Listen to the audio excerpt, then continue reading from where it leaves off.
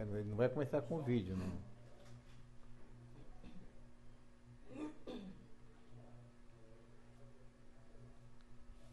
Vai, Pedro, com você.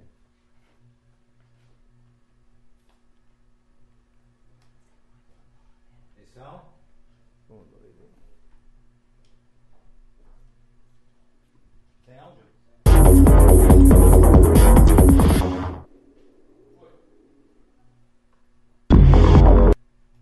Atenção. Sueli. Olá, boa noite, caros internautas da TV Contato. Estamos aqui hoje para o nosso terceiro encontro. Estamos debatendo assuntos relevantes para a cidade, ou seja, assuntos relevantes não só para Taubaté, né? Relevante em todas as cidades. Mas em Taubaté tudo ganha um cunho até um pouco mais, vamos dizer, trágico, devido aos grandes problemas que se acumulam. Nós já falamos sobre violência, falamos sobre saúde na semana passada e hoje nós vamos falar sobre educação, também uma questão muito delicada aqui na nossa cidade. E trouxemos para conversar hoje o professor Eduardo Carlos Pinto, ele que tem uma grande vivência na área de educação. Ele é hoje o diretor do Departamento de Ciências Sociais e Letras e é geógrafo da Universidade de Taubaté. Ele é mestre em Ciências Ambientais, já atuou como professor durante 34 anos na rede pública estadual, é ex-diretor da APOESP, que é o Sindicato dos Professores do Estado de São Paulo, atuou também por 28 anos na rede particular de ensino e foi o criador do curso de Geografia da Unital, onde ele está há 24 anos. Boa noite, professor. O senhor que tem uma grande vivência na educação, tem muito a nos passar. Boa noite, Sueli. Boa noite, Paulo. É um prazer estar aqui com vocês para um debate de grande relevância, como é o tema de educação. Perfeito. E o Paulo de Tarso, que é o chefe de redação aqui, o diretor do Jornal Contato, vai explicar um pouquinho para a gente como vai se desenrolar, né, em cima de uma reportagem que foi captada por toda a equipe do Jornal Contato, uma matéria muito boa, muito profunda, e em cima dos depoimentos dos candidatos a prefeito. Bom, a matéria tem uma assinatura do Marcos Limão, que é o nosso chefe de reportagem do jornal. E aqui na TV Contato nós estamos vivendo essa terceira experiência e agora nós estamos já quase no ambiente definitivo. É duro, estamos construindo aos poucos e na prática essa experiência de uma televisão casada com o jornal. Mas de qualquer forma, aos poucos nós estamos chegando lá. E para isso é muito importante que o internauta critique, opine, dê sugestões sobre como está a imagem, como está recebendo, como é que está o conteúdo.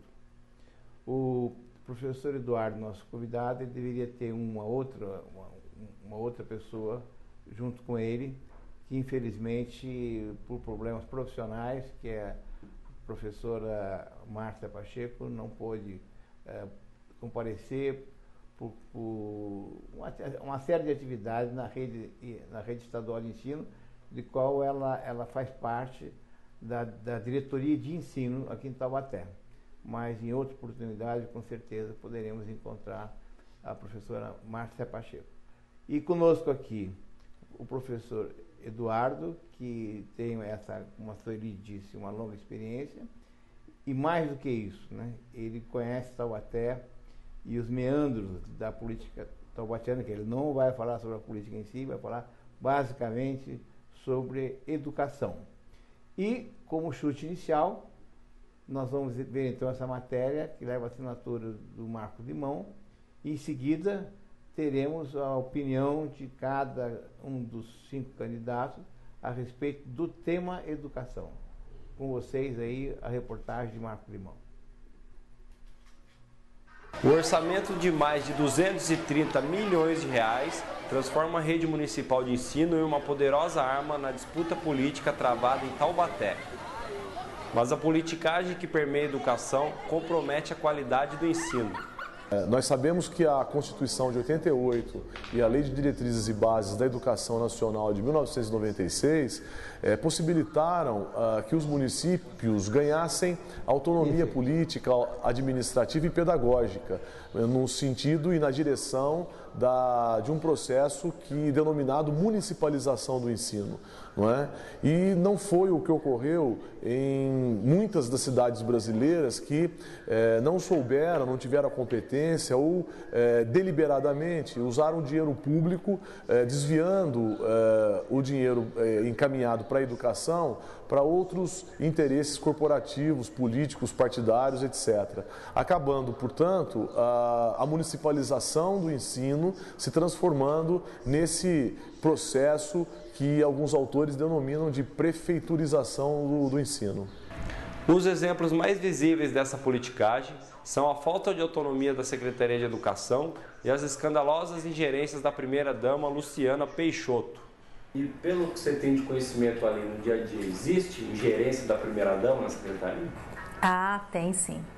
Por exemplo, aqui no Madre Cecília é um exemplo. Recentemente a diretora que estava lá teve que sair por conta disso, porque o que fala nela como especialista, como professora e com especialização na área, às vezes conflita com o querer da primeira-dama.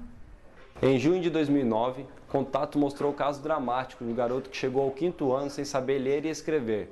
Esse mesmo rapaz estudou desde o 1º ano na mesma escola municipal, no bairro Gurilândia, o que reforça a denúncia obtida pela TV Contato de que professores da rede municipal são pressionados para não reprovarem mais do que 10% de alunos de uma sala de aula. Vereadora Poliana, que é professora da rede municipal, confirmou essa denúncia com exclusividade para a TV Contato. O professor, ele é pressionado a não reprovar o aluno. Você tem conhecimento disso? Pois é, tenho alguns professores que se sentem assim, mas eu costumo dizer o seguinte: o professor ele é a autoridade. E por que tem essa coisa, essa pressão?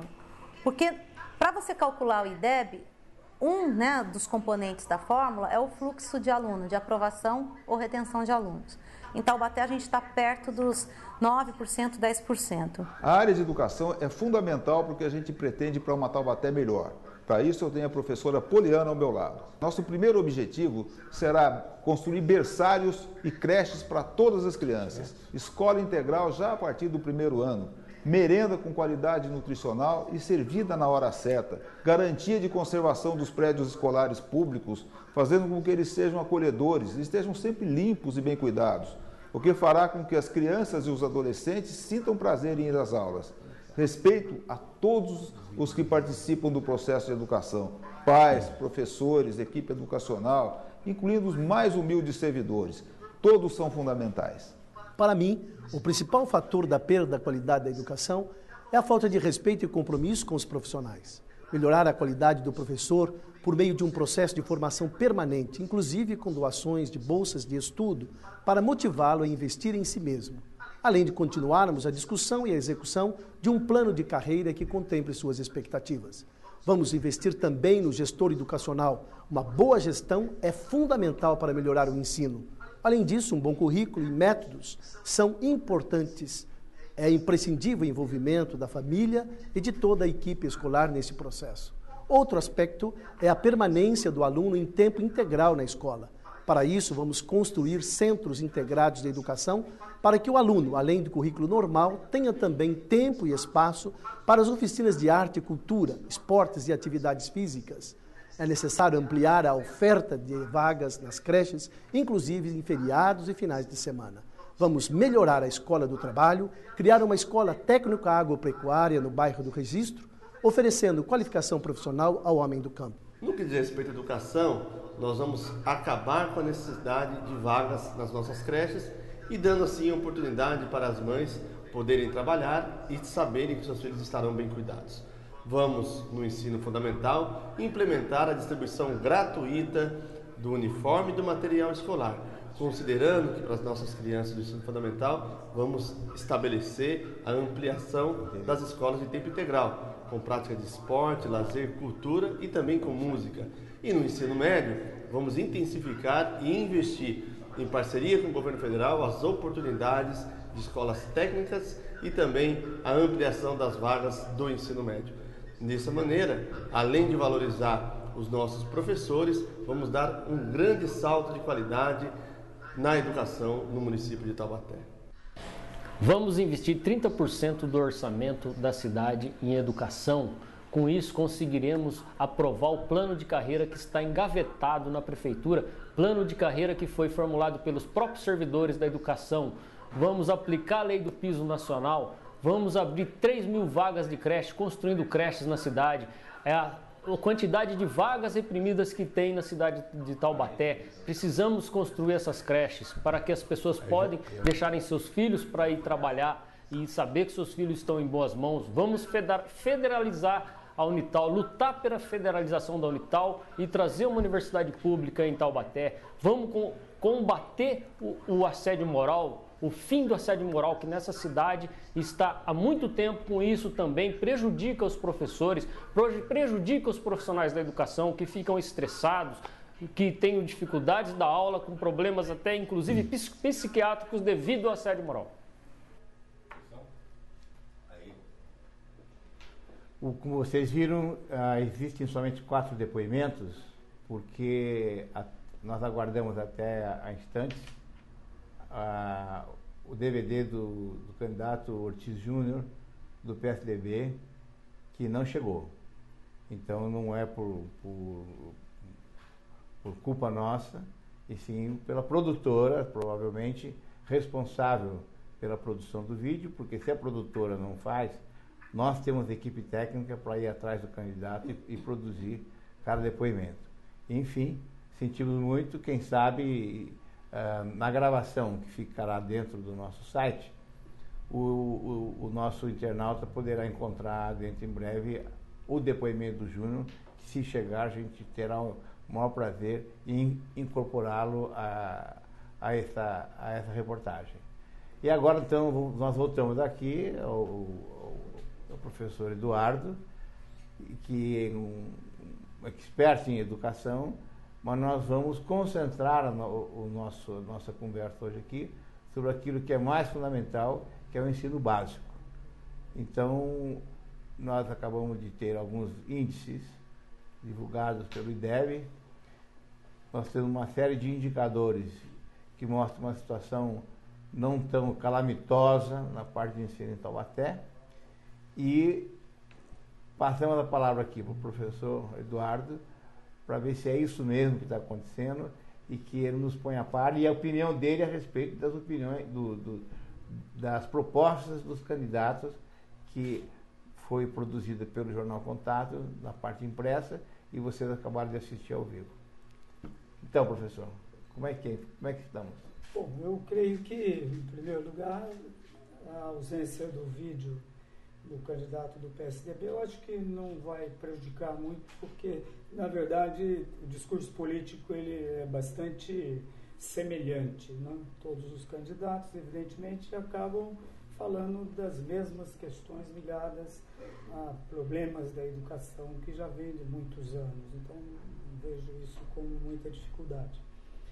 Mas é interessante lembrar, né, você acabou de comentar aí sobre o índice que é o IDEB, o Índice de Desenvolvimento da Educação Brasileira.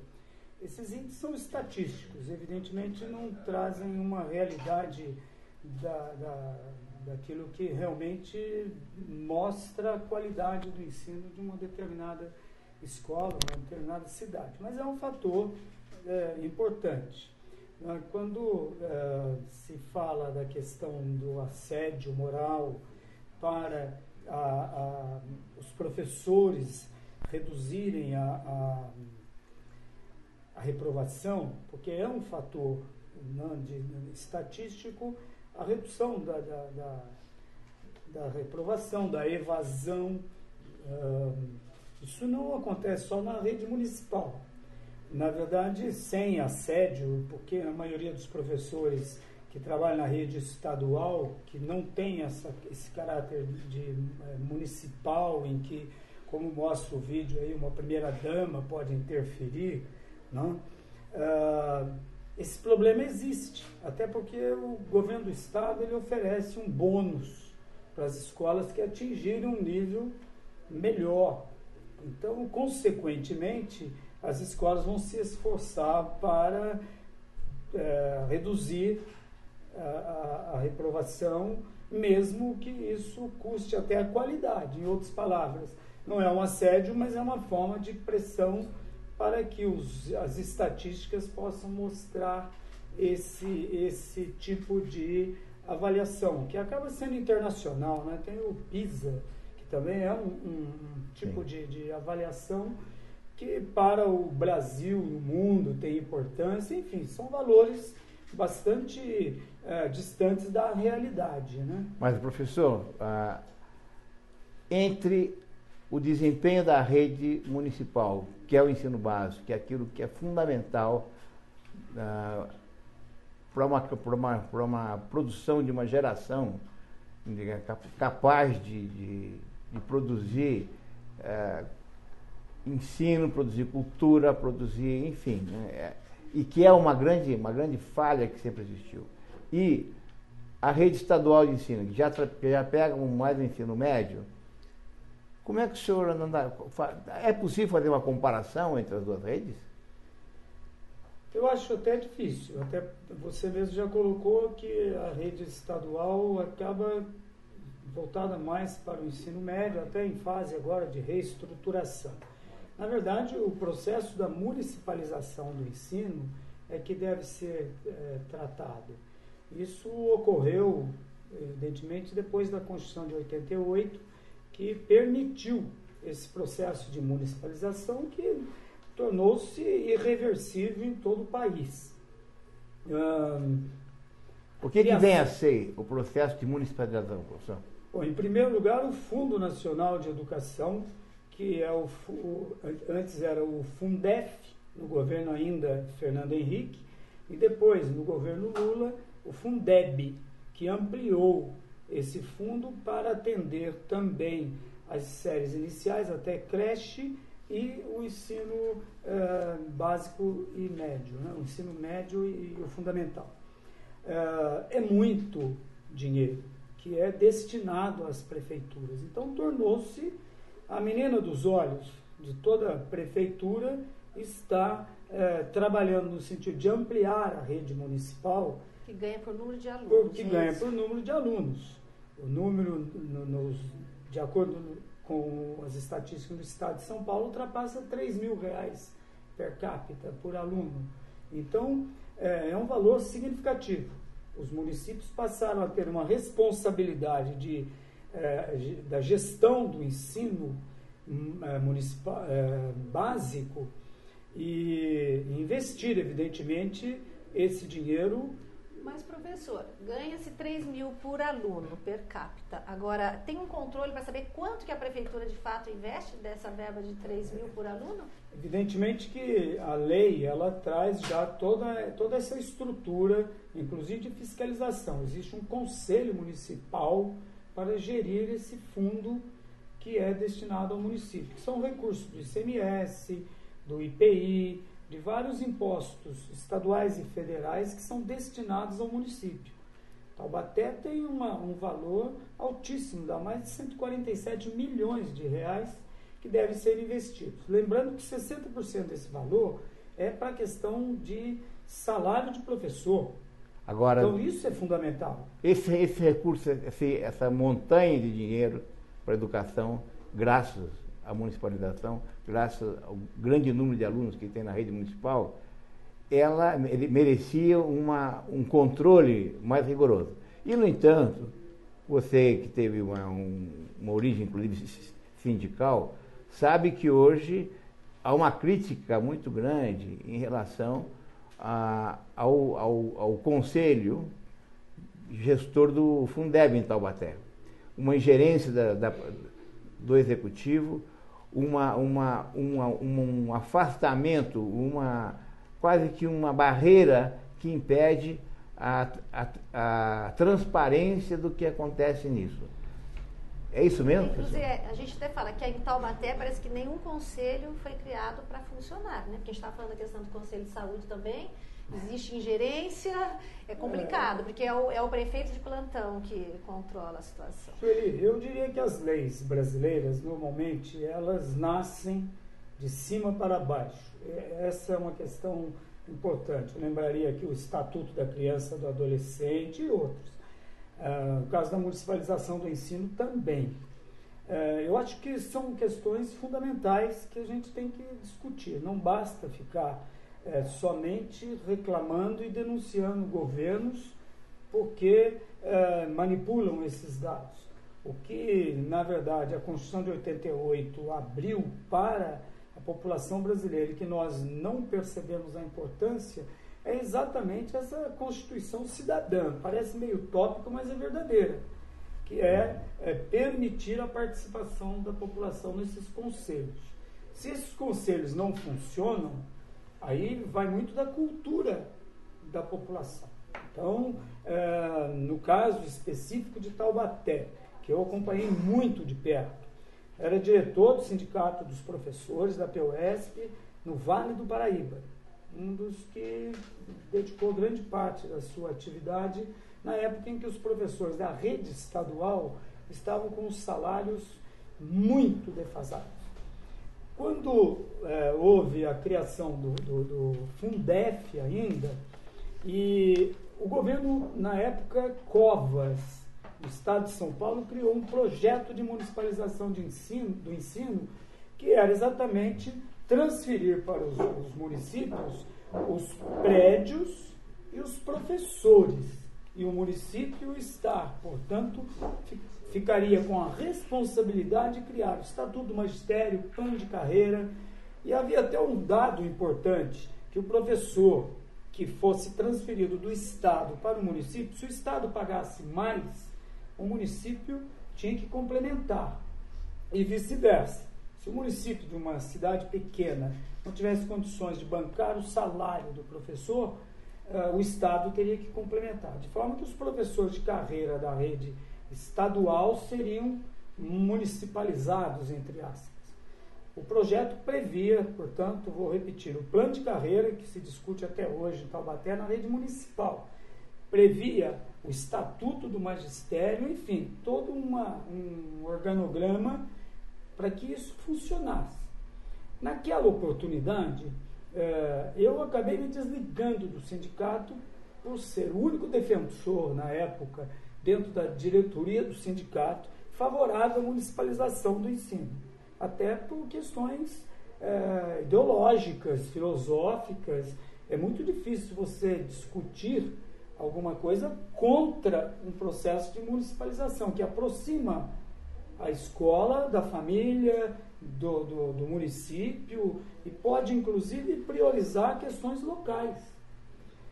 O grande argumento na época era de que poderia existir a ingerência política no município, exatamente com essas denúncias de que pode ocorrer assédio, troca de professores, porque não corresponde ao interesse da administração. Tudo isso só tem uma palavra.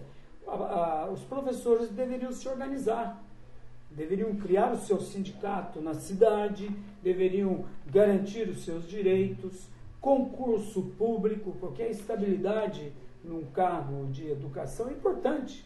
O professor tem o direito à sua liberdade de cátedra, dar a sua aula da forma como ele realmente pensa que deve dar. Tudo isso agora, se isso não acontece... Tem ingerências em tantos níveis, porque conversando com algumas professoras da rede municipal, o que elas colocam também?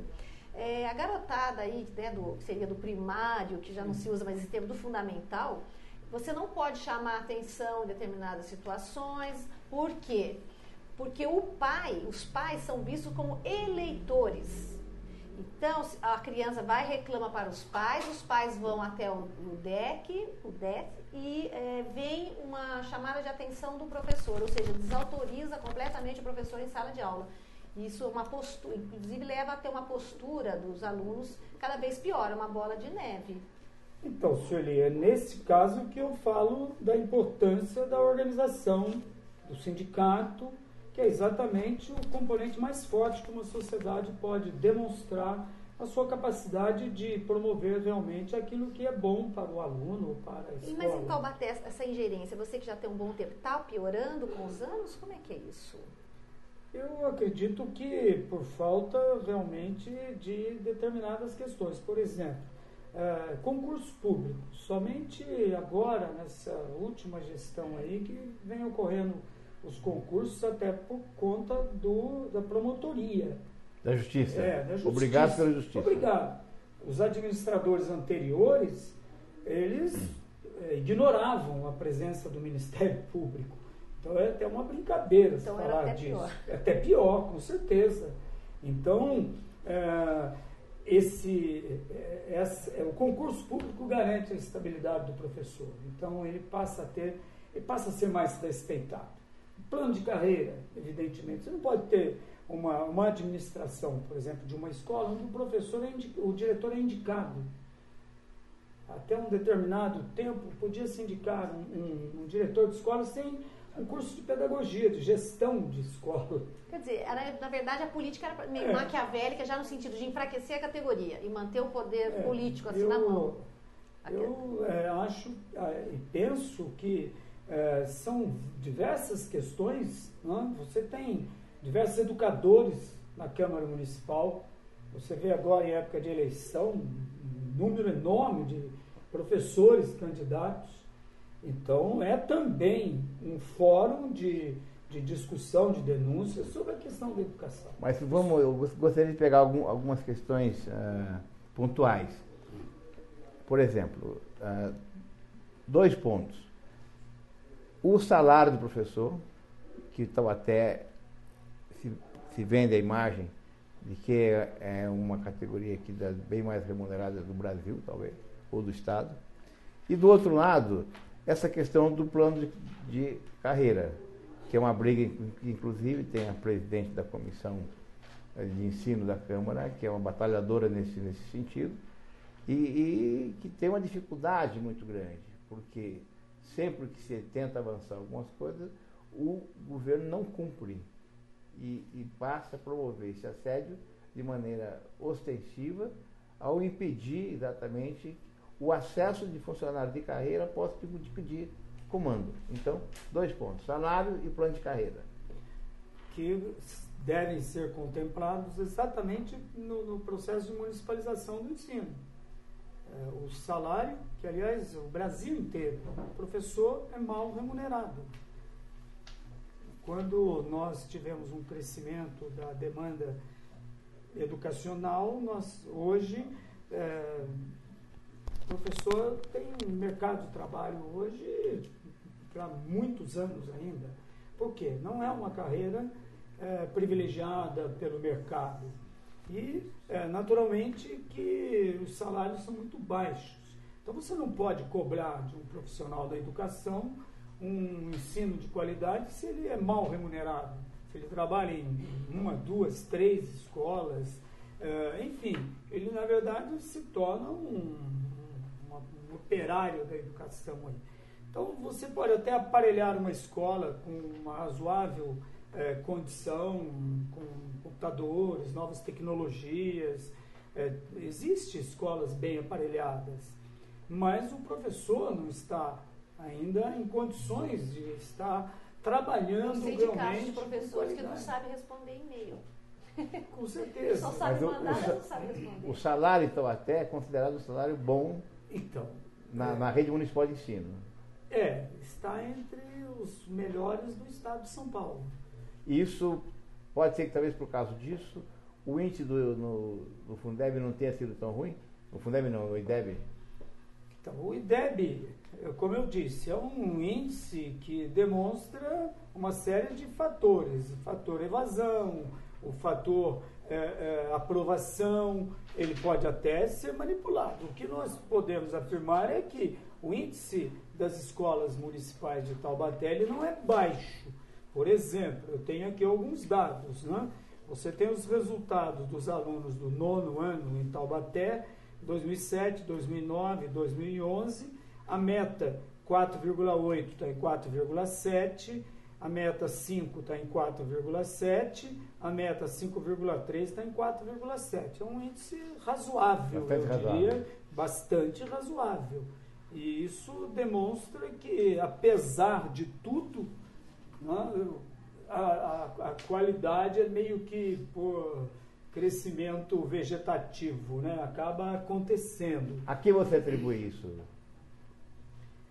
Eu acho que é muita verba na educação. Eu dou um exemplo que o governo federal hoje transformou a CAPES, que era um órgão federal do MEC, voltado só para o ensino superior, num órgão que também está trabalhando com o ensino básico.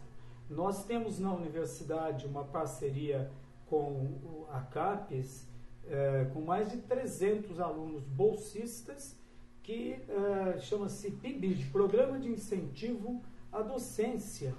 E é um programa que o nosso aluno da licenciatura, ele vai para a escola, conhecer a realidade da escola, fazer projetos junto com professores e supervisores. O aluno ganha R$400 de bolsa. Essa bolsa é integral, R$400, para trabalhar 8 horas. Não é nem trabalho, ele vai para a escola, fica 8 horas na escola, dividido em 4 ou 2 horas. Ele cumpre esse horário junto com um professor supervisor, que é o professor de carreira da escola. Por exemplo, professor de geografia da escola lá do SEDES, o Eduardo, ele é hoje um supervisor do PIBID, não sou eu chamo Eduardo também, um excelente professor. Ele é um professor de carreira do município, ele recebe R$765 de bolsa para fazer um projeto com esses. Tem 5 bolsistas de geografia lá no SEDES. E os alunos participam. Então é um programa de incentivo. O Unital tem mais de 300 alunos já participando desse programa. Portanto, o governo federal está investindo nisso. E a capacitação na rede pública municipal também existe, assim como na estadual. O que eu diria, na verdade, é que nós temos que trabalhar pensando num projeto para a educação. Primeiro, Conselho Municipal de Educação, ele existe. Alguém sabe que ele existe? Quem são os membros? Então, nós deveríamos estar mais atentos, inclusive eu me penalizo por isso, na própria universidade, nós deveríamos acompanhar mais de perto o desenvolvimento da educação no município. Porque esse Conselho Municipal de Educação, ele tem a obrigação de fazer um plano de educação do município, coisa que na prática não existe. Eu vou repetir, não é só Taubaté. Centenas de milhares de cidades, de municípios do Brasil, isso também, não acontece. O problema também começa assim, a classe média resolve virar as costas para a educação pública porque ela coloca o filho na escola particular. A classe mais carente, ela não tem como comparar a qualidade, então ela acha que está tudo bem. Mas é uma bela colocação a sua, Sueli.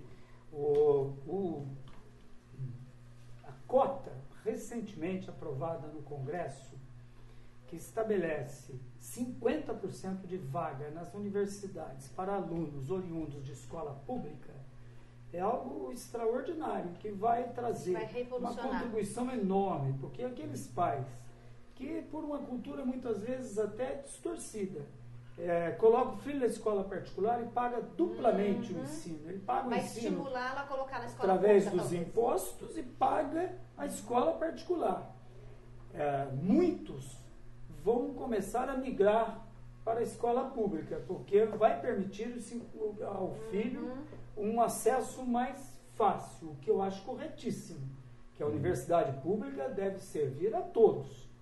Porque senão há uma contradição. O aluno estuda numa escola particular, teoricamente recebe um ensino de melhor qualidade, faz cursinho e entra numa escola pública onde não precisa pagar. É tudo distorcido. Mas isso acontece não só na educação, como na saúde também. Quer dizer, as pessoas acabam pagando 2 vezes a saúde. Com certeza. Os impostos que deveria garantir a saúde pública e não briga pela saúde pública. E o plano de saúde particular. O Conselho Municipal de Saúde é deliberativo.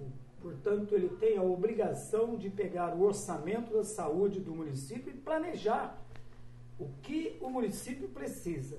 Os candidatos aí deveriam apenas fazer com que o plano de saúde do município, que o Conselho Municipal de Saúde deve criar, fazer com que isso seja colocado em prática. É o mesmo caso da educação. Então, eu acho que se queremos realmente melhorar, acabar com discursos que são sempre os mesmos, nós temos que começar a ouvir mais essa voz que vem do cidadão, da pessoa, a participação. Um momento importante que nós já temos hoje, uma democracia participativa, pelo menos é o que nós vivemos, muito mais do que aquela só representativa. E no futuro, talvez ainda não muito distante, talvez até a democracia direta. A internet hoje vai permitir que nós possamos muitas vezes interferir em leis, em projetos que estão sendo discutidos. Inclusive as petições públicas são abaixo-assinadas. Com certeza, está na hora de parar um pouco. O projeto Ficha Limpa é um caso disso que você está dizendo. Exatamente. Ele tem a origem popular. Foi um movimento popular que levou a milhões de assinaturas. Eu não sou um utópico, eu sou um realista. Não, mas estou falando uma realidade. Nós já caminhamos muito. Mas, professor Eduardo, como a gente está falando, realmente a internet abre para tudo. E este debate não é só entre nós três aqui, você internauta, a gente quer agradecer sua participação e você realmente está participando aqui conosco. Nós temos várias perguntas, várias colocações que eu vou passando para o professor, alguns são comentários, outros são perguntas mesmo. Só o seguinte, professor, o ideal é que seja pontual.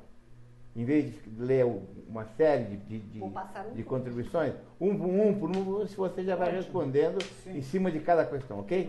Sim. Isso, como o Urbano Pato falou que o sistema educacional nosso, né, está defasado da realidade tecnológica e da dinâmica social, cultural e econômica, é isso?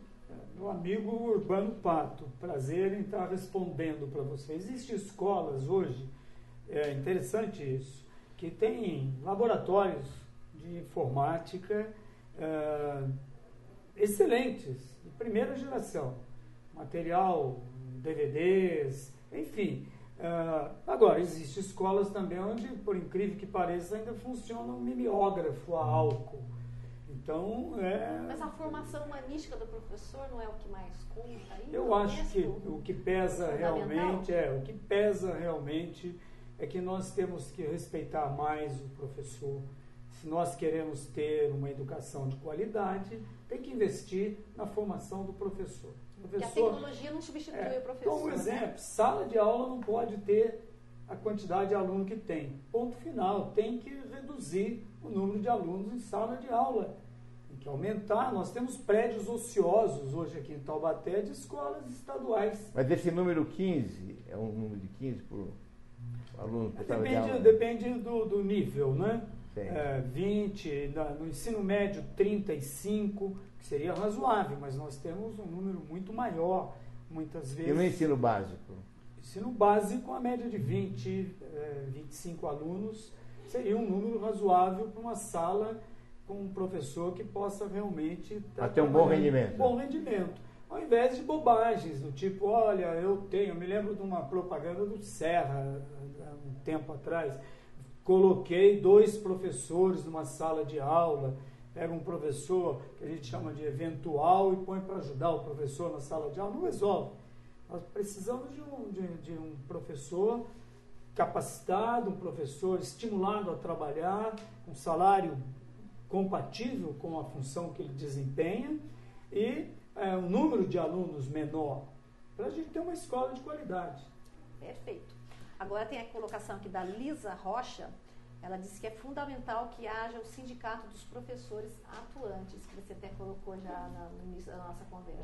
Uma questão óbvia. Aliás, sindicato, organização da sociedade, conselho atuante. Esse é o caminho, nós sabemos disso. Lembro muito aqui, né, quem acompanha a história da política brasileira, né, A chegada de um sindicalista à presidência da República é resultado da organização da sociedade, de um partido político, das comunidades eclesiais de base, para quem não conhece, que durante a década aí da ditadura militar foi fundamental para a organização da sociedade como resistência e outros segmentos. Sem organização, a sociedade não avança. E aí nós ficamos à mercê de verbas que acabam virando desviadas, desperdiçadas, mal administradas, por falta exatamente de planejamento e de organização da sociedade. Olha, internautas, a gente é o segundo debate que está sendo puxado a orelha da participação da sociedade. Na questão da saúde também foi muito colocado isso. E você ia falar alguma coisa? Não, é que nós temos algumas perguntas que são muito próximas desse... Aqui tem o caso do Luciano, ele está fazendo como fazer um plano de carreira se existe desvio de função na rede. Eu queria colocar um pouco melhor sobre isso. Não é questão de desvio de função. Você acaba, assim, no serviço público, você acaba criando cargos em comissão, você desloca pessoas, muitas vezes, de um setor, de uma sala de aula, para um cargo administrativo. Enfim, aí funciona aí sim entra a questão da política, né? A pessoa que é indicada para determinadas funções que muitas vezes até a pessoa não está apta a desenvolver. Então, o plano de carreira ele estabelece exatamente isso. Então, alguém que trabalha na rede municipal, que estudou, que fez um curso de pedagogia, que pretende ser diretor de escola, ele presta um concurso e vai se tornar diretor de escola, supervisor, enfim, isso é plano de carreira. Estabelecer a evolução funcional. Quem é professor, Sueli, gosta de ser professor, não quer ser, por exemplo, diretor de escola, ele vai ter um plano de carreira que ele vai, de acordo com a sua experiência, ele vai ascendendo profissionalmente, de tal forma que a remuneração dele é compatível com a qualidade do desempenho dele na sala de aula. Isso é plano de carreira, que não é tão difícil. Eu acho que é preciso vontade, é preciso participação. As pessoas precisam dar conta disso. Nós temos uma outra questão aqui, colocada pelo Luciano. Ele faz assim, o problema da educação é falta de dinheiro, né, Luciano? Parece que não, porque Taubaté está sobrando dinheiro. Não é essa a questão. Não, evidentemente. Eu vou melhorar a pergunta, talvez, do Luciano. A solução da educação é o dinheiro? Não, já se investe muito em educação. O orçamento do governo federal, eu acabei de dizer, nunca teve tanto projeto, Paulo, na área do MEC para todas as universidades que quiserem. A Universidade de Taubaté tem conseguido grandes empreendimentos, o Prodocência, o Parfor, que é um programa de capacitação de professores que ainda não têm o título de professor e dá aula numa determinada disciplina. São verbas federais. O PIBID, que eu acabei de falar, e centenas de milhares de projetos que chegam para serem implementados, basta vontade de estar buscando. É evidente que nós temos que fazer projetos. Então, quando a gente vê muitas vezes aí, prefeitura perdeu, no caso de Taubaté, eu li alguma coisa nessa matéria, número de creches, porque não fez o projeto. Isso acontece. As prefeituras que dão conta de buscar, estar atentos ao que o governo federal está investindo na área de educação, a todo momento tem verbas que são destinadas para isso. São fomentos que as prefeituras precisam estar capitalizando para melhorar a qualidade do ensino. Então, mas nesse sentido ainda, inclusive tem uma pergunta que consta, que tocou nesse assunto, é o seguinte: nós temos hoje uma propaganda da prefeitura a respeito do uso de apostila na rede pública. Sim. E dando isso como um grande salto de qualidade do ensino, né? como se as apostilas resolvessem, fosse a solução para tudo. E, curiosamente, nós temos um programa do governo federal, que é o PND, Projeto Nacional de Livro Didático, PNLD, né? E que exatamente que fornece livros, e livros indicados pelos professores da rede, né? E isso é um conflito? Qual que é a tua opinião? Olha, eu diria que são... Até eu queria complementar, porque o Zeca Cobra, ele colocou isso, porque ele acha que a apostila, na verdade, ao invés de fazer propaganda, na verdade, só significa mais gastos para a prefeitura. Eu diria o seguinte, são dois grandes problemas. Eu conheço bem esse sistema do livro do Plano Nacional. Esses livros, muitas vezes, os professores indicam um livro, por exemplo, Geografia, o Meleadas é o melhor livro, tá? Aí o professor indica. Aí chega um outro livro, na época, pilhas de livros que chegam numa escola que muitas vezes nem são utilizados. O que acontece é que existem, vamos chamar de lobbies, né? Grandes editoras interessadas, é o caso da merenda também, grandes empresas interessadas em estar produzindo a merenda das escolas. O livro didático é a mesma coisa, muitas vezes livros completamente fora da realidade do município, da região. No caso da apostila, é muito interessante você verificar o seguinte, porque as escolas particulares passaram a adotar sistemas apostilados, então tem o positivo, o ângulo, o objetivo e outras, as escolas particulares adotam para facilitar, cria um modelo, homogeneiza a educação. E é interessante, tem muito professor que aprende a dar aula seguindo a apostila, porque já vem tudo pronto, né? Talvez até seja uma forma de capacitação de muitos professores. E aí vem a questão, olha, é superfaturado, não é superfaturado? Tanto o livro, o Plano Nacional, como a apostila, são dois sérios problemas. É evidente que... Porque o mesmo problema que tem no livro sobre o deslocamento da realidade, com a apostila pode acontecer mesmo. Também. Tem falhas, tem erros, nos livros também tem. Então, é uma falácia ficar discutindo essa questão. Na verdade, essas verbas poderiam ser melhor aplicadas se nós tivéssemos, a própria Universidade de Taubaté, se nós pudéssemos fazer uma parceria com o município para produzir as apostilas com aspectos locais, que desse um foco no Vale do Paraíba. Nós estamos agora com um projeto que é da extensão, o Caminho Antigo do Ouro, que ninguém conhece em Taubaté, que é um caminho que os bandeirantes faziam aqui. Aliás, não é da Estrada Real, é antes da Estrada Real, que foi esquecido. Não estou sabendo. Professora Lia Mariotto, paleógrafa, quem percebeu, conseguiu documentos, escreveu, e nós, através do CDPH, o Centro de Documentação da Universidade, da Pró-Reitoria de Extensão, nós estamos trabalhando nisso para a produção de uma cartilha e um vídeo, que aliás meu amigo Pedro Rubinha que está participando da produção desse vídeo. Bacana. Para divulgar na rede municipal. Os nossos alunos conhecerem um pouco da história de Taubaté. Tem aspectos geográficos, né? Isso seria importante, porque qualquer país do mundo desenvolvido aplica a sua educação partindo do local para o geral. Exatamente. Né? Mas, professor... Você tem que valorizar o lugar onde você vive, todos os aspectos da cultura, da economia, do esporte, do lazer, enfim, você tem que se sentir parte daquele local onde você vive.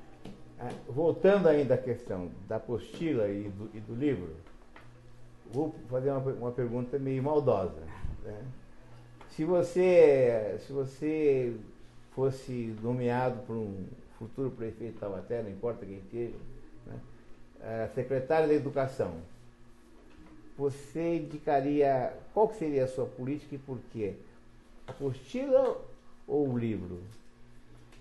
É uma pergunta interessante, até porque eu não tenho essa pretensão de ser o secretário da Educação, mas acompanho bastante de perto todo esse processo.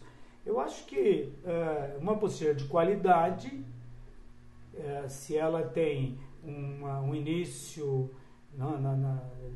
e um fim determinado, isso a Secretaria da Educação pode monitorar facilmente para que seja elaborado. Acabei de citar o exemplo da Universidade de Taubaté.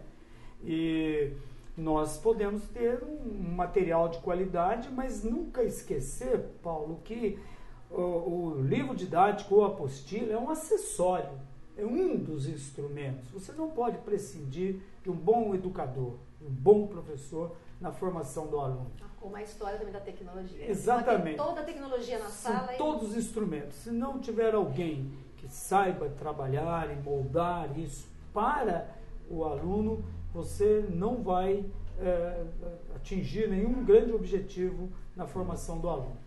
O oposto também é verdadeiro. Eu conheço grandes educadores que, com muito pouco recurso, conseguem fazer um grande trabalho dentro de uma sala de aula e marcam a sua presença aí na educação. A gente está tendo hoje uma grande participação dos internautas e a Gisele Barbosa, ela pergunta assim, por que a prefeitura devolve o dinheiro do Fundeb ao invés de investir no professor?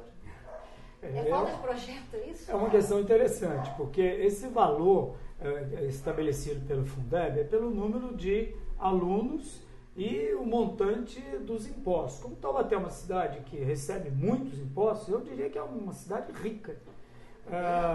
O Fundeb vem um número elevado.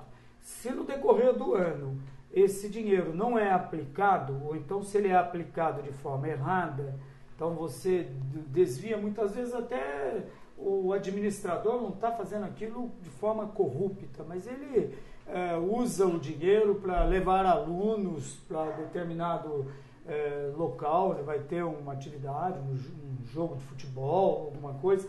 Isso não é permitido. Já descaracteriza. Descaracteriza o verdadeiro papel, a verdadeira função do Fundeb.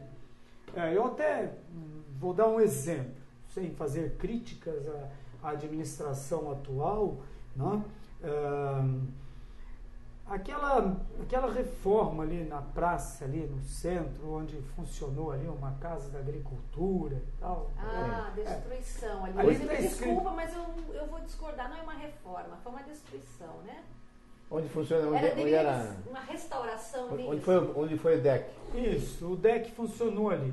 Eu não diria que houve uma destruição. Se não tiveram as pinturas do Justino e fizerem uma reforma adequada, vai ter como está previsto a questão de artes ali, eu não acho totalmente fora do contexto, não.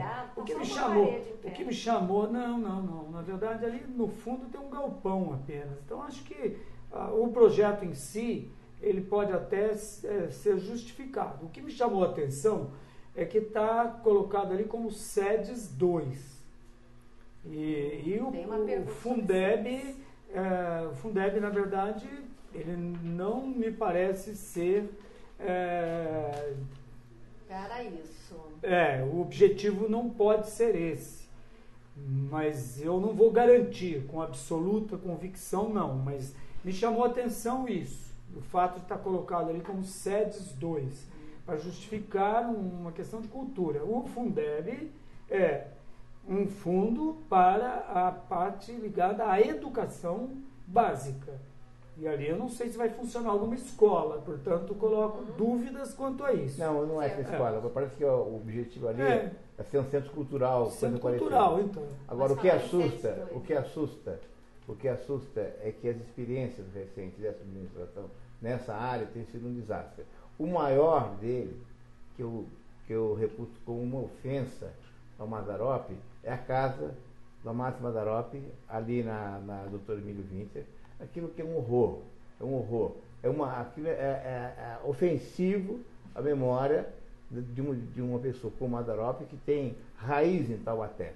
E o SEDES 2, ou onde era o antigo DEC, convenhamos o seguinte: a destruição ela foi impedida por algumas pessoas e que nós, do Jornal Contato, tivemos a oportunidade de estar presente.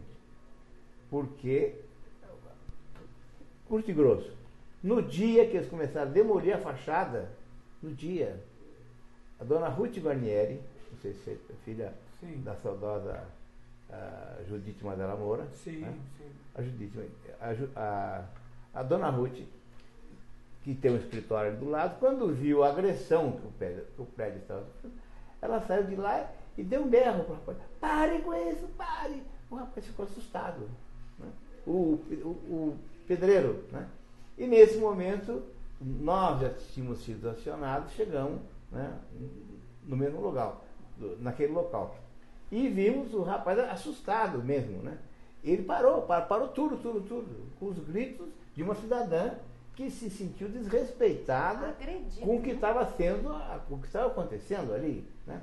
E curiosamente, graças aos registros que nós, Jornal Contato, fizemos sobre o risco que se encontravam os murais do Justino sem nenhuma proteção, caindo entulho em cima dele, um horror. Graças a isso, graças a essa intervenção de cidadãos conscientes, um pouco a imprensa e tudo mais, a gente conseguiu impedir um desastre maior. Se tiver um bom uso, ótimo, não tem problema nenhum. Agora, preservar aquele estilo arquitetônico e preservar a obra do Justino é obrigação do poder público, e eles estavam fazendo exatamente ao contrário. Então, eu acho isso uma demonstração de participação das pessoas. Eu acho que isso é o que falta em Taubaté, porque o prédio não é um prédio tombado, não, como patrimônio arquitetônico. Um valor até simbólico. Uma reforma ali eu não vejo como um problema. Eu acho que a forma como talvez tenha sido feita, de chegar de repente, colocar uma placa e descaracterizar a fachada. Não sei se primeira coisa. Não sei se a ideia era colocar abaixo. Não tem projeto, não é isso? O defensor entrou. Eu sinceramente eu desconheço se tem projeto ou não. Eu acho assim que as pessoas, os grupos ligados à cultura devem estar participando disso, evitando inclusive que haja um início. Esses setores, e tem um conselho de cultura, deveriam ser notificados, deveriam participar das discussões. O que em Taubaté deve ser preservado, o que não deve ser preservado. Senão daqui a pouco o centro de Taubaté vai ter só estacionamento. Isso dá um tema, né, para um outro debate. Só estacionamento. É uma questão complexa. Merece, viu, Paulo? Então, às vezes, isso demonstra que existem pessoas que querem ter uma participação, justificar a sua presença como uma pessoa que está envolvida com a cultura da cidade. Então, é fundamental. Agora, a questão dos SEDES é outra. Se deve ser utilizada a verba, e já eu coloco ressalvas. Com relação ao SEDES 1, desde o que eu me lembro, aliás, os primeiros educadores... O Nogueira, ele quer saber qual que é a sua opinião como especialista sobre os SEDES.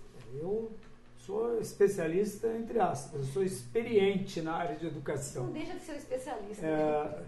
Escola integral, o Paulo sabe bem disso, já é um projeto muito antigo de educadores no tempo do Império. E Brizola, no Rio de Janeiro, foi o primeiro com os CIEPs. Depois até o Collor fez algumas experiências aí pelo Brasil. Recentemente, a Marta, o CEL em São Paulo, né, que é aliás, eu conheci um, fiquei maravilhado, porque para mostrar que cultura, o luxo também serve às populações mais carentes, né? Prédios maravilhosos que eu até nem sei se tiveram continuidade. Então, essas escolas de tempo integral, o caso dos SEDES aqui em Taubaté, é um projeto que deveria ser implementado com um planejamento muito bem feito, porque realmente uma escola com aquelas características deve ser uma escola para o futuro. onde a clientela tem acesso a um ambiente de educação que realmente dá prazer da pessoa estudar, onde tem todas as instalações, pré-requisitos para a pessoa, se necessário, ficar o dia todo lá. Facilita o convívio com os colegas, com as bibliotecas, com outras formas de cultura, como teatro, lazer, enfim, tudo. Então, eu acho um caminho para a educação a implantação dessas escolas. Aliás, os candidatos estão falando isso. Escola em tempo integral. Isso também não significa que é simplesmente dobrar o turno da escola e deixar os alunos ali. Exige planejamento. Educação, fundamentalmente, exige planejamento, vontade. Mas, professor, veja só, esse projeto de tempo integral, que é maravilhoso, ele exige algumas coisas. Sim. A primeira, que é fundamental, é a seguinte: o aluno que vai para tempo integral tem que ser alimentado. Sim. E um dos maiores escândalos que existem na nossa administração municipal está ligado à merenda escolar. E o Contato, aliás, cobra disso, inclusive, de um promotor público aqui de Taubaté, que teve acesso à documentação original que nós conseguimos, né, mostrando a falsificação das planilhas de alimentação, não só da qualidade, como na quantidade. Ora, se você quer que o aluno fique na escola contente, feliz, alegre, disposto a aprender, ele tem que estar alimentado. Uma administração, qual a sua opinião sobre uma administração que desvia essa verba, inclusive, deve levar o prefeito e a mulher para a cadeia, mais uma temporada aí, né? Qual a tua opinião de quem desvia, em tese, não precisa falar do prefeito o Roberto Peixoto, não, mas em tese, quem desvia dinheiro, rouba dinheiro da alimentação de aluno, como é que deve ser tratado esse cidadão? É crime, principalmente quando se trata de educação, mas não é prerrogativo de Taubaté. Não. Você tem aí exemplos a todo instante, não, de verdadeiras falcatruas. Mas espera um pouquinho, não vamos cair naquela. Eu sou do tempo, Paulo, sim, mas da famosa rosquinha do Quércia. Sim, mas falecido mas já. A pena que isso tudo acontece em Taubaté, né? Mas eu estou preocupado com essa colocação por causa do seguinte: se todo mundo faz, então não, absolutamente. Eu acho não é que isso. Eu acho que é hoje uma necessidade que se amplie a fiscalização nesses setores, até porque existem máfias, né? Existem máfias de merenda, empresas, inclusive de grandes empresários aí que estão por trás exatamente dessas empresas que fornecem merenda para os municípios. Então, é muito engraçado você chegar, por exemplo, lá no Monjolinho, uma escola municipal que eu visito constantemente, faz parte do PIBID, e encontrar lá alface que veio lá de São Paulo. Quando lá tem a plantação, né? Quando a escola está na zona rural, né? Então, um planejamento seria exatamente... Não devia nem a região, né? Eu me lembro de um trabalho de campo que fizemos da geografia em Tremembé, ali no assentamento. E na época estava se criando, coisa de uns 3 anos, 4 anos, não me lembro bem, estava se fazendo uma cooperativa entre os assentados para a produção de verduras, legumes, hortaliças para a merenda municipal. Porque o governo federal amarrou um projeto que os municípios deveriam comprar a merenda exatamente in natura, no caso, dos agricultores dos municípios que têm produção agrícola. Então, é uma forma de você estar criando essa parceria, inclusive, para a economia local. Sim. Agora, você vê chegar essas caixas de merenda, coisa muito artificial, inclusive, e muitas vezes superfaturadas. É um sério problema que, no caso, em se tratando de educação em criança, é crime, devia ser crime hediondo. também acho, sem direito a... Sem Bom, direito, exatamente. Nosso programa está chegando ao fim, mas eu não gostaria de deixar de citar a participação dos internautas. A Bia Macedo falou assim, merenda aqui em Taubaté é servida às 8h30 da manhã. Quem vai comer? Então, não sei, eu não tenho conhecimento, mas a Bia está dizendo que é às 8h30. A criança chega sem fome da escola. Eu vejo muitos casos na escola, merenda em que os professores comem também. Então, uma boa merendeira, tem isso. Mas estão colocando a questão do horário, né? Não sei, será que é o café da manhã isso aqui, né? Temos ainda aqui, agora nós vamos meio misturar os assuntos aqui. A Gisele Barbosa, ela pergunta por que se dá tanta importância para o ensino médio aqui em Taubaté, como o Ezequiel, se não tem vaga em creche. Até é uma promessa, né, dos candidatos aí, estão falando de aumentar as vagas em creche. Falando bastante em aumentar as creches. Realmente existem faltas de vagas? Mas é interessante até, porque eu sou da área da demografia, geografia, as taxas de natalidade vêm diminuindo bastante nos municípios mais desenvolvidos, até tem um IDH bem alto. É uma tendência. Agora, o ensino médio é uma questão complicada, porque o Estado, que tem mais responsabilidade sobre o ensino médio, o município tem uma escola referência, que aliás virou um mito, né? A época em que se dizia que Taubaté tinha uma educação fantástica, porque tinha uma escola só municipal, que era o Ezequiel. Hoje, a rede municipal já é colocada em xeque aí a qualidade exatamente porque ampliou. Então, não é fácil de administrar. Agora, o ensino médio está mais nas mãos do Estado, que vem falando em reformas aí substanciais. E, aliás, é muito triste a notícia sobre a posição que ficou o glorioso Estadão, onde eu estudei, né? Está muito mal classificado no IDL, foi uma classificação que não tem nada a ver com a sua história. Não, uma escola que está dentro da história de Taubaté, né? Deveria ser privilegiada por uma educação de qualidade, com um objetivo determinado, um instituto de educação, como a Unital está fazendo do Balbi. Já está sendo implementado o projeto de escola de aplicação. Eu acho que é importante. Muito bom, estou vendo que esse assunto renderia mais um debate, hein, Paulo? Mas o nosso tempo esgotou e eu vou ter que citar os nossos internautas.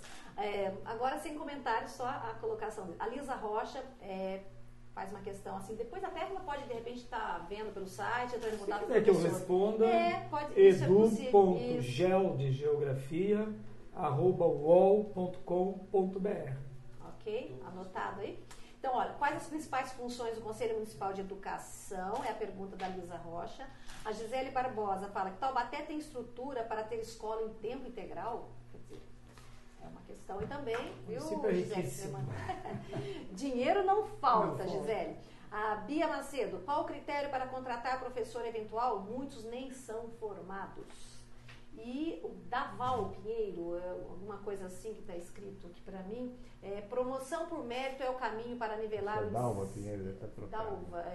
para nivelar o ensino público com o particular. Então, todas essas perguntas do internauta vocês podem mandar diretamente para o e-mail do professor Eduardo, que eu gostaria de agradecer a sua participação e repetir o seu e-mail, então, por favor. edu.geo, geografia, @uol.com.br.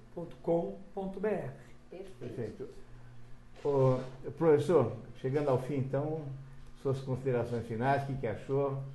Eu quero agradecer muito. Eu faço educação desde o século passado, então isso é um prazer muito grande para mim, poder estar discutindo um pouco, trocando experiência com as pessoas e contribuindo um pouco para esclarecer algumas questões aí da área. Nós que agradecemos muito a sua participação, Paulo. Olha, essa é mais uma etapa que a gente vence hoje. A educação vai ser um tema permanente da nossa pauta do jornal impresso e na nossa TV, sem dúvida nenhuma, porque sem uma educação de qualidade, a gente não sai do lugar, né? E isso nós temos hoje grandes exemplos, principalmente os que antigamente se chamavam os tigres asiáticos, mas que hoje nós temos uma China, especialmente depois uma Coreia, o Japão, e que investiram de maneira muito grande, muito profunda nessa área da formação de base. E hoje estão colhendo os frutos de um investimento feito algumas décadas atrás. No Japão, abaixo do imperador, a figura mais respeitada é o professor. Olha aí, um professor mostrando que E lá tem o imperador. o professor, de fato, merece esse respeito, que infelizmente não acontece em Taubaté, no estado, no Brasil ainda, com o carinho que deveria ser tratado. Então, boa noite aos internautas e até a próxima semana, com o nosso tema será Trânsito e Transporte em Taubaté. Sueli? Muito obrigada, a gente agradece. Eu ia chamar para o tema da semana que vem, trânsito. Desculpe. Maravilha, trânsito tá aí um assunto que eu gosto, viu? E os meios de transporte, quem sabe mais alternativos a gente precisaria pensar. Então a gente conta com a participação de vocês na semana que vem. E lembrando que esse nosso debate está online para quem quiser acompanhar, participar. Estamos aí à disposição, que a gente quer enriquecer o debate e ajudar, inclusive, esses candidatos, né, futuros administradores, a, quem sabe, tirar algumas ideias aqui desses nossos debates e ter mais um pé no chão, saber o que a sociedade está buscando. Muito obrigada, uma boa noite a todos.